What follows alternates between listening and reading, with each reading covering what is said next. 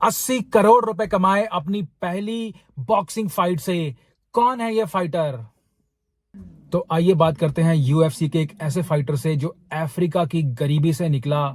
उसके बाद वो फ्रांस गया, फ्रांस से वो यूएस आया और यूएस आके वो बन गया यूएफसी हैवीवेट चैंपियन।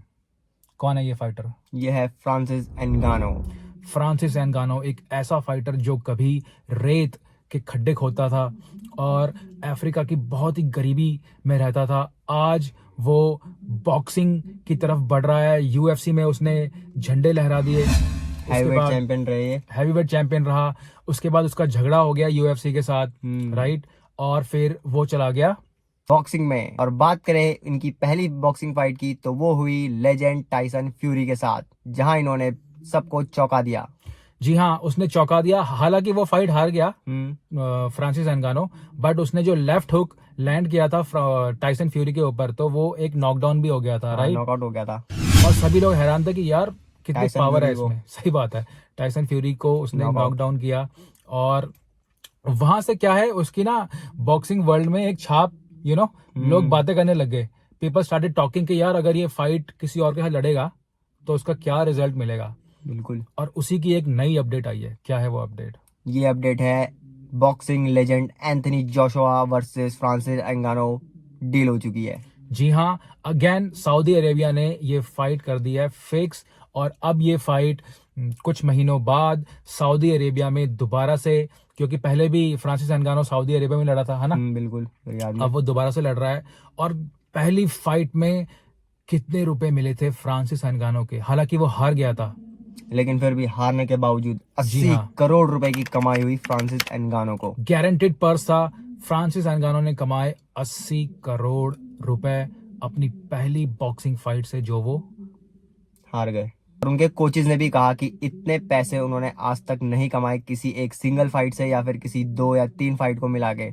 जी हाँ, और फ्रांसिस एंगानो के जो एमएमए कोच हैं, राइट, उनका भी एक इंटरव्यू आया। उस इंटरव्यू में उन्होंने कहा कि यार फ्रांसिस एंगानो ने उन्हें इतना बड़ा अमाउंट दिया अपने कोच को कि right, he is now well settled और अब उन्हें चिंता करने की जरूरत नहीं है।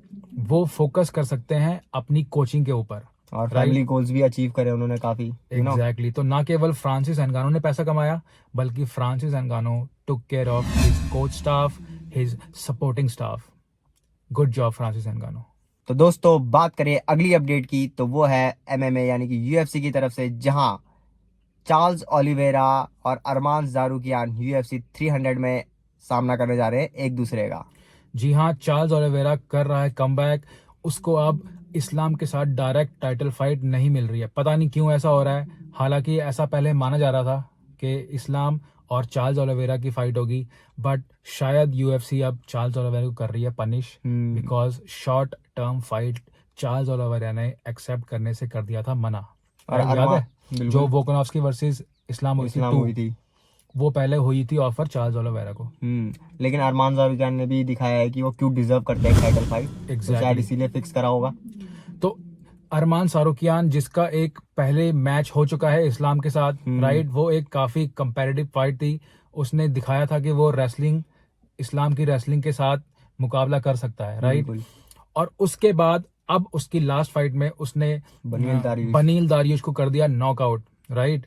तो यूएफसी के गलियारों में गूंज उसकी छा गई है। एग्जैक्टली। तो अब यूएफसी 299 नहीं, सॉरी, यूएफसी 300 का शायद ये को मेन इवेंट हो सकता है। और चार्ल्स ओलिवेरा अब लड़ेगा अरमान सारूकियान के साथ।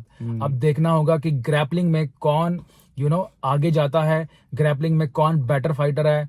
और ये भी हो सकता है कि ग्रैपलिंग हो ही ना, बिल्कुल नॉकआउट, एक स्लग फेस्ट हो और पहले राउंड में नॉकआउट हो जाए, बिल्कुल जैसा तो बनील दारियुश के उसमें हुआ था। एग्जैक्टली। तो कुछ भी हो सकता है इस फाइट में। बेहतरीन ये फाइट होगी। यूएफसी 300 का हम सभी को बेसब्री से इंतजार है। और हम चाहेंगे कि हमको एक नया लाइटवेट चैंपियन भी मिलेगा तो देखते हैं। अब देखते हैं आगे होता क्या है। अगली अपडेट है, यूएफसी फाइटर तो दिन रात आगे बढ़ रहे हैं, लेकिन हमारे सब्सक्राइबरों का काउंट आगे नहीं बढ़ रहा है। प्लीज चैनल को सब्सक्राइब कीजिए, लाइक कीजिए। और अगली अपडेट है डस्टिन पोरिये की। ये भी कर रहे हैं कमबैक। लास्ट फाइट में बुरी तरीके से नॉकआउट हो गए थे और अब ये कर रहे हैं कमबैक। कौन है इनका अपोनेंट? इनका अपोनेंट है बेनॉइट सेंट डेनिस। बेनॉइट सेंट डेनिस के साथ इनकी फाइट 5 राउंड फाइट होगी। 299 में होगी शायद ये ना, UFC 299 में। तो ये भी एक अच्छी फाइट होने वाली है। देखना होगा कि अब डस्टिन पोरिये कैसा बिहेव करते हैं, बिकॉज ज्यादातर जब नॉकआउट हो जाते हैं तो you don't stay the same fighter. तो अब देखते हैं कि डस्टिन पोरिये किस तरीके से करते हैं कमबैक। और बेनॉइट सेंट डेनिस बहुत अच्छे फाइटर हैं। लास्ट हाँ। बार इन्होंने जो नॉकआउट किया था मैट फ्रिवोलो को, हेड किक शानदार थी वो बॉल। तो इसीलिए तो वापस इन दोनों की फाइट होने जा रही है। एक ने नॉकआउट किया है और एक हुआ है नॉकआउट। तो ये देखना होगा अब के क्या होता है। ये थी कुछ latest news and updates UFC की और MMA वर्ल्ड की। आगे हम लाएंगे आप लोगों के लिए बेहतरीन न्यूज। इसी तरह हमारे चैनल को कीजिए सब्सक्राइब, वीडियो कीजिए लाइक। जय हिंद, जय भारत, लव यू ऑल।